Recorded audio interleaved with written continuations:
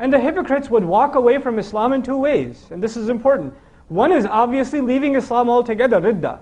Outright, you become Muslim and everybody knows you're no longer Muslim. You become a kafir again. But there's another form of turning away from deen. And that is that on the outside, you say that you still profess to be from the Muslims because that has social consequences if you walk away from Islam outright. And that has social consequences, but for all practical purposes, and on the inside, there's nothing left. There's really nothing left. And when especially now you've become a person of picking and choosing what do you take from the deen and what you don't take from the deen. And this is one of the central messages of this surah. That you're not in a position to negotiate what it is from this deen that you accept and what it is from this deen that you don't accept. Or that you don't find comfortable, so you're not going to necessarily take it. This is one of the central ideas communicated in this deen. Just recently, actually yesterday over the internet, I was talking to a youth group in DC.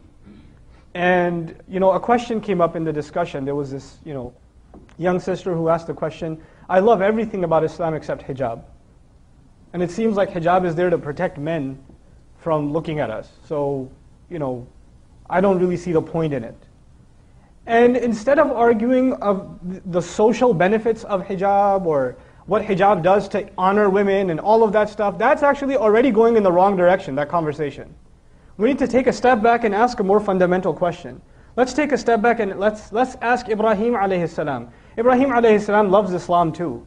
But then Allah makes a tiny little request. How about you go in the middle of the desert and leave your family there? Right? He's not one that's going to say, I love everything about Islam, but this whole leaving my family in the middle to die thing, I don't know. I'm not that comfortable with that. And after he's done with that, you know what? Why don't you jump into a fire? I love everything about Islam, except this whole burning myself alive, that's asking a little too much. Nope, you don't find that question. Then Allah says, put a knife to your son's throat. Go ahead. He says, I love Islam, but I also love my son. I don't know, can you give me a logical explanation for why I should do this? Can you tell me the social benefits or some of the other reasons, other benefits that why I should be obeying you? إِذْ قَالَ لَهُ رَبُّهُ أَسْلِمْ قَالَ أَسْلَمْتُ لِرَبِّ الْعَالَمِينَ. There's a reason Allah taught us that lesson in Surah Al-Baqarah. Whenever Allah said to him, give yourself up, submit, surrender, he said, I surrender, I give myself up. I submit myself entirely before the master of all peoples, بِرَبِّ الْعَالَمِينَ. So before we talk about any aspect of deen and try to figure out the logic of it, understand the larger purpose. Allah has made this deen one of submitting to Him. If you're having a hard time submitting to Him, you're having a hard time with Islam itself, the very central idea of deen itself. It's not to say you shouldn't understand the ahkam of Allah, but you and I have to be ones that once we understand them, we have to, whether we get it or not, whether we see the logic of it or not, we have to give it up. We have to just give it up. Ya ayyuhal ladhina amanu. Of course the ayah is addressing us. Man yartadda minkum an dinihi. The one who turns away among you, minkum, an dinihi, from his deen. The one who turns back from among you from his deen. Allah didn't say all of us are turning back from our deen, a group from among us. And man is an interesting word in Arabic. It could refer to something plural, and it can also refer to something singular. So from a point of view of taqleel, it could be even if a single person is walking away from deen. They're walking away from the religion. And I've already mentioned to you this can happen in two ways. One, practically they denounce Islam altogether.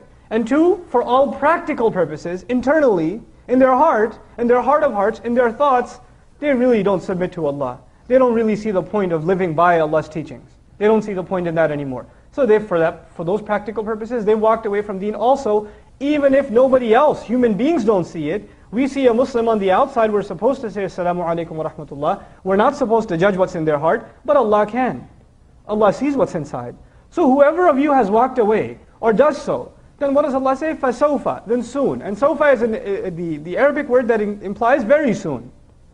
It won't take very long for Allah to take immediate steps. And what are those steps? يَأْتِ اللَّهُ بِقَوْمٍ. Allah will bring about a nation. Allah will bring forward a nation. It's very interesting. The first part was, even if one of you walks away, and then Allah says, Allah will bring a whole nation around. In other words, you start thinking you're special? You think Allah needs you? You think you're a contributor to Islam that nobody else can be? That you are irreplaceable? Allah Azza wa Jalla essentially says, what to speak of you, I'll bring a nation instead of you. You're not an asset. Don't think of yourself as that high. Already we're being put in our place. And one of the central embedded teachings of this ayah is humility, that we understand our place. That in this deen, when we get the honor of saying La ilaha illallah, when we have the honor of saying Muhammadur Rasulullah sallallahu alayhi wa sallam, then this is an honor and a gift given by Allah. And if you don't appreciate this gift, then who needs you? There's plenty of others that can appreciate it more than you and I.